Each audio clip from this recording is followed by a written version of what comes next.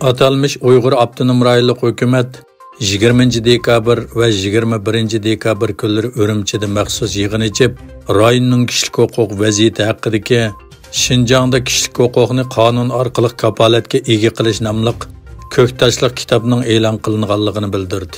Yaqinqi yillardan buyon Uyg'ur diyoridagi irqiy qirg'inchilik, majburiy emgak va madaniyat assimilyatsiyasi bag'ancha ko'p oshkoralanib, xalqaroda uni qattiq ayblashlar ham jazo yurgizishlar davom qilayotganda, Xitoy doiralarining bundoq bir kitobni e'lon qilishi xalqaro taratqullarining va Uyg'ur vaziyatini yaqindan ko'zib kelayotgan vaziyat analizchilarining jiddiy diqqatini qo'zg'adi.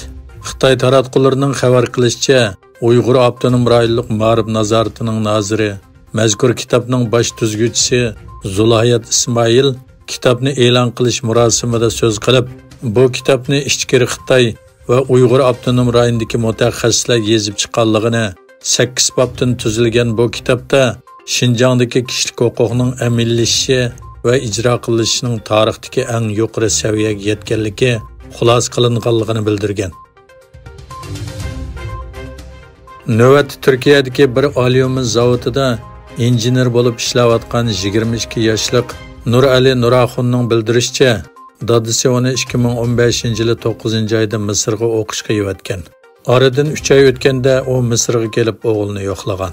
Nuraxun Rozi bu o'g'ilni yo'qlash safarida yurtdagi tanishlarining birining 12 yoshlik bolasini birga elib chiqib, uning Misrda o'qishiga yordam qilgan. Nuraxun Rozi qaytish safarida Turkiyada 2 haftagacha sayohatda bo'lgan. U yurtiga qaytib borgandan keyin pasporti yig'ib olingan.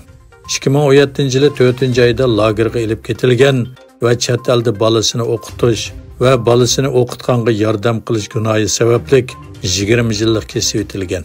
Nurali 2016-yili Misrda Uyg'ur o'quvchilarning Xitoyga qaytarilish voqealariga shohid bo'lgan. 2017-yili oilasi bilan aloqasi butunlay uzilib qolgan.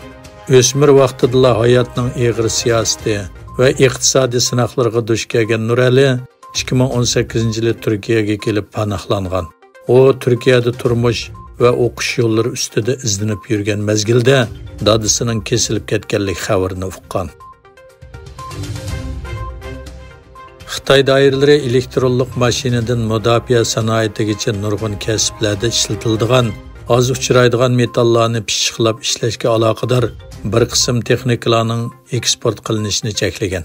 Xitoy Savdo ministerligi eksporti cheklangan texnika mundarajasiga oz uchraydigan metallardan magnet ishlab chiqarish imkoniyatiga ega qiladigan texnikalarni kirgizgan.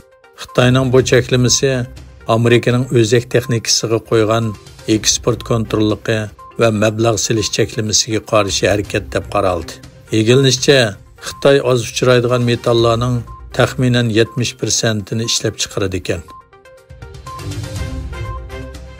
Egilishicha, Amerikaning tokliq mashina va batareya ishlab chiqarish shirkati Tesla'ning Xitoyda qurmoqchi bo'lgan energiya saqlash bo'limining qurilishi uchun yer ajratilgan.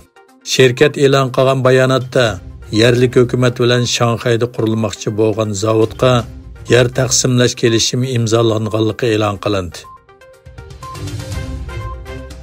Xitoy shirkatlari Latin Amerikasidagi ul aslaha faoliyatlariga Nikaraguani qo'shdi. Nikaragua amaldorlarining bayonotiga qaraganda Xitoy bilan 430 million dollarlik qarz kelishimi imzolangan. Bu kelishim bu hafta Xitoy prezidenti Xi Jinping bilan Nikaragua prezidenti Daniel Ortega o'tirsidagi telefon suhbatidan keyin imzolangan. Orteganing mablag' silish, savdo va xalqaro hamkorlik maslahatchisi Laurano Ortega Morillo davlatining Xitoy bilan bo'lgan munosabatini strategik hamkorlik deb tasvirlagan.